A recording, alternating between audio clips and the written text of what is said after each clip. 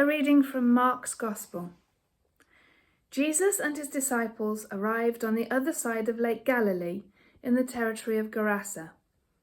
As soon as Jesus got out of the boat, he was met by a man who came out of the burial caves there. This man had an evil spirit in him and lived among the tombs. Nobody could keep him chained up any more. Many times his feet and hands had been chained, but every time he broke the chains and smashed the irons on his feet. He was too strong for anyone to control him. Day and night he wandered among the tombs and through the hills, screaming and cutting himself with stones. He was some distance away when he saw Jesus. So he ran, fell on his knees before him, and screamed in a loud voice, "Jesus, Son of the Most High God, what do you want with me? For God's sake, I beg you, don't punish me." He said this because Jesus was saying, "Evil spirit, come out of this man." So Jesus asked him, "What is your name?" The man answered, "My name is Legion. There are so many of us." And he kept begging Jesus not to send the evil spirits out of that region. There was a large herd of pigs nearby, feeding on a hillside. So the spirits begged Jesus, "Send us to the pigs and let us go into them." He let them go, and the evil spirits went out of the man and entered the pigs. The whole herd, about 2,000 pigs in all, rushed down the side of the cliff and into the lake and was drowned. The men who had been taking care of the pigs ran away and spread the news in the town among the farms. People went out to see what had happened, and when they came to Jesus, they saw the man who used to have the legion of demons in him. He was sitting there, clothed and in his right mind, and they were all afraid. Those who had seen it told the people what had happened to the man with the demons and about the pigs. So they asked Jesus to leave their territory. As Jesus was getting into the boat, the man who had had the demons begged him, "Let me go with you." But Jesus would not let him. Instead, he told him, "Go back home to your family and tell them how much the Lord has done for you and how kind he has been to you." So the man left and went all through the 10 towns, telling what Jesus had done for him, and all who heard it were amazed. We've heard in the passage we've been exploring today about an individual healing and how it had ripple effects out beyond the individual person that Jesus spoke to and addressed the needs of. There are elements of restoration of hope. There's obviously the idea of restoring wholeness to the man involved and reconciliation with his family and the wider community. Well, I'm here this morning with Carla Thompson, and each of the programs in this series of programs will include a chat with Carla, trying to make some links and explore how healing and wholeness looks in 2022. And we've been thinking about Jesus' saying about how he came to give life and life in all its fullness.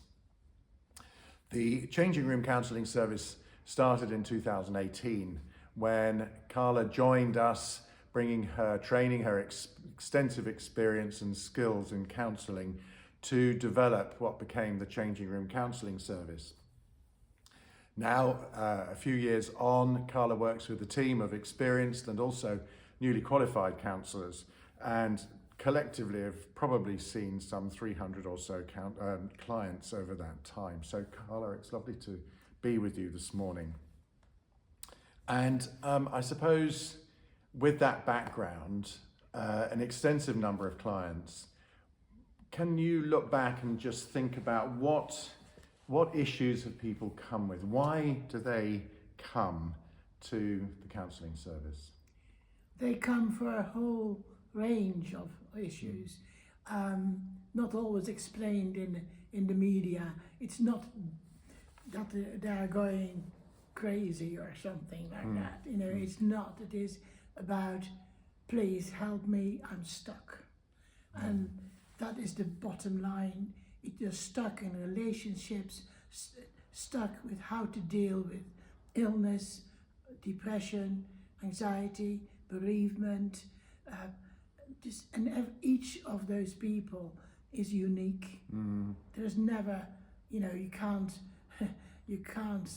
prescribe for a whole group of them. They have things in common, but mostly each client who comes has got its own personal problem. Yeah.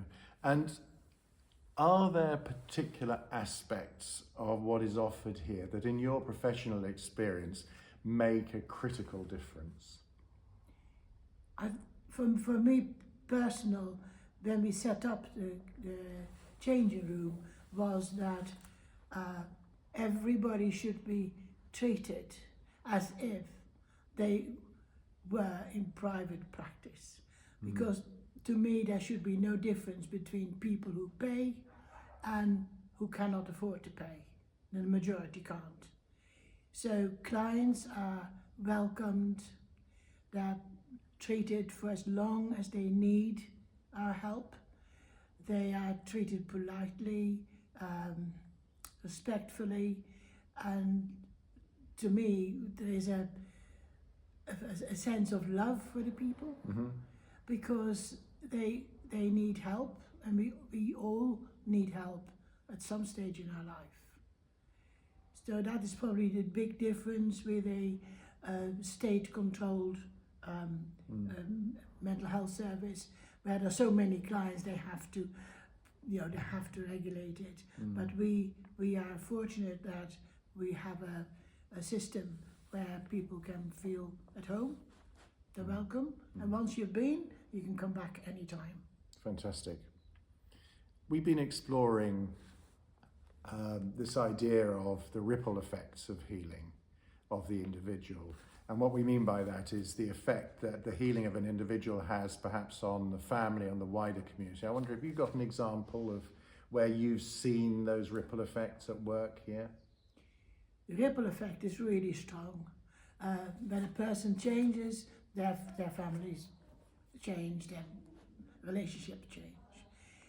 But this is, I'll give you an example. It's easier. One of the counsellors told me this story of one of her clients who had a father who was dying, and he had dementia for about 10 years, and he didn't recognize anyone anymore. And the client could not go and see his dad. He found it too difficult. But he wanted, because he knew that he was dying, and he wanted to reconnect with his father. The counsellor took him to a very different way of looking at counselling, and she said, look at his hands, take his hand, and remember that his hand is the same hand that picked you up when you were born. And then just stroke his hand and start talking about what the hand has done for you, and thank him for it. And she gave him more instructions as well. 3 days later, the client phoned the counsellor and said he had to cancel the next session because his father had died. And then he explained very movingly that he had done exactly as the counsellor had suggested. And he had brought back so many positive childhood memories of him and his dad.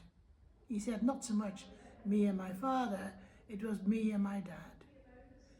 And he had stroked his feet and done similar memories. Football, he said, and running and walking. So now he said, although my father has died, my dad is in my heart. And I'm a totally different person. And it had affected the whole family because he had told them what he had been doing. And so his mother, his sisters, family are now, were going to a funeral in a very different state of mind. Wow. Yeah. And that is what I call the ripple effect. Yeah. It had affected everybody. No one had thought of doing that. And it was just a gift that the counsellor had given him from her own experience, I believe. Thank you so much. That's a very, very, very profound story and illustrates that sense of a wider impact, a wider sense of healing and wholeness. Thank you for that.